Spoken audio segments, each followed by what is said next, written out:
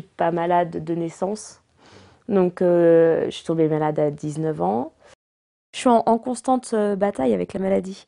Donc, je veux toujours gagner, quoi. Donc, dès qu'il y a quelque chose qui va bien, pour moi, c'est une victoire. On n'était pas là pour la guérison. On n'allait pas vivre un miracle. Je ne vous promets pas que vous allez ne plus prendre de médicaments. Voilà. Je ne promets rien.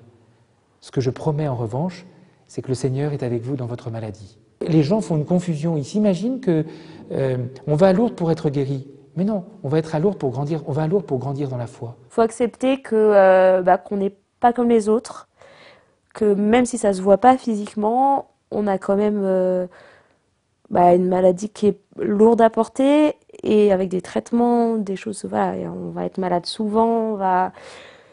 Donc, si on veut supporter, on peut pas le supporter tout seul. J'ai pas assez de force moi pour combattre ça. Je l'ai pas voulu cette maladie et finalement il faut accepter que quelqu'un d'autre qui est plus fort que nous mette la main sur nous et nous dise voilà, stop, tu peux te laisser un peu te laisser porter et puis moi je pense que ça m'a donné plus de courage. Peut-être les personnes malades sont les plus à même de rencontrer le Christ, puisque le Seigneur est venu chercher et sauver ceux qui étaient perdus. Et quand il dit ce n'est pas les bons portants qui ont besoin du médecin, mais les malades. Et il est venu pour ça. Et donc il y a une présence du Christ auprès des malades qui est évidente. Tout l'Évangile le dit. La guérison du corps n'a pas pour but simplement qu'on soit bien dans ses baskets. La guérison du corps, elle a pour but d'exprimer la guérison du cœur. Les deux vont ensemble. C'est-à-dire que je ne peux pas à la fois demander au Seigneur de guérir ma maladie ou de m'aider à porter la maladie, et d'un autre côté de vivre comme si Dieu n'existait pas. C'est pas cohérent. On voit bien, on est dans un monde où on essaie de nier un peu tout ce qui fait souffrir. La maladie, le handicap. Comment, comme chrétien, prendre à bras-le-corps cette réalité et prendre conscience que Jésus nous demande d'être témoin de sa miséricorde, de sa compassion, de sa vie auprès de ces personnes. Une de mes amies qui m'a dit en recevant ce sacrement, tu deviens humaine.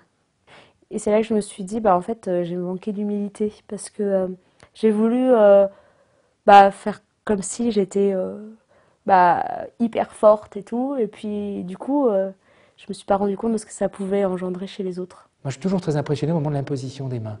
Quand le prêtre impose en silence les mains, on sent les personnes qui sont là profondément recueillies, prêtes à accueillir la grâce qui leur est faite.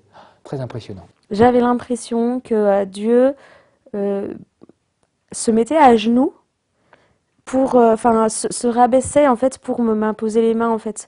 C'est dans ce que j'ai reçu, dans l'impression que j'ai eue, j'ai eu l'impression en fait que moi qui pensais que Dieu était si fort, vraiment beaucoup trop, assez inaccessible. Là, avec l'imposition des mains, il a essayé de se faire plus petit. Il va se mettre à notre niveau pour nous permettre d'avoir plus de courage, plus de force, etc. Au cours de la messe chrismale, au moment de la bénédiction des huiles, et en particulier de l'huile des malades, je pense tout particulièrement aux malades que je connais. On connaît tous des malades. Et donc, c'est une manière pour moi de me rappeler que par cette huile qui est bénie par l'évêque, eh bien, l'Église porte dans son cœur, dans sa prière, ce mystère.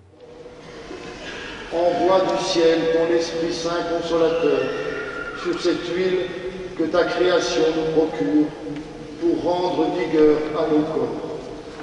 Qu'elle devienne par ta bénédiction l'huile sainte que nous recevons de toi pour soulager le corps, l'âme et l'esprit des malades qui en recevront l'onction.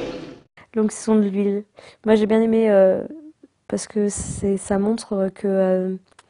j'ai bien aimé ce geste parce que en fait il fait participer notre corps à tout ce qu'on vit, parce que finalement on le vit plus dans le cœur, quoi. Donc là on a vraiment quelque chose qui touche la peau et qui dit ça fait participer notre corps. Et puis je me dis dans les mains, en plus c'est quelque chose, les mains c'est quand même ce qu'on utilise le plus, ce qui va nous permettre de faire pas mal de choses. Et donc se dire que en fait pour moi c'était on met dans tes mains, on se met du courage, quoi. Donc vas-y, utilise-les et utilise ce courage qu'on a mis dedans. J'ai envie de dire à ces jeunes, merci pour votre foi.